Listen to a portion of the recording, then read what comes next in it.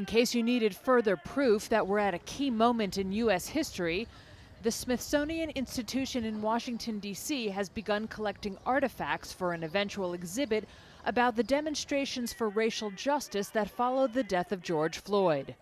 Aaron Bryant is a photography and social protest historian at the Smithsonian's African American History and Culture Museum. It could be a T-shirt. We are looking at the mask that folks are wearing, saying "I can't breathe."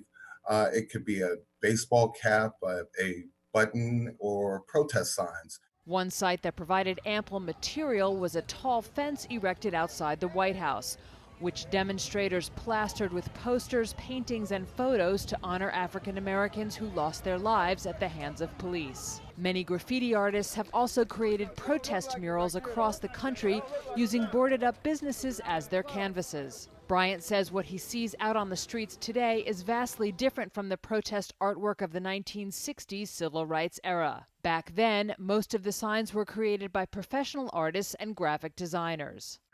Today, people are making signs by hand. You know, folks are making signs and running out the door and joining protests. So you have a lot of diversity in what you see.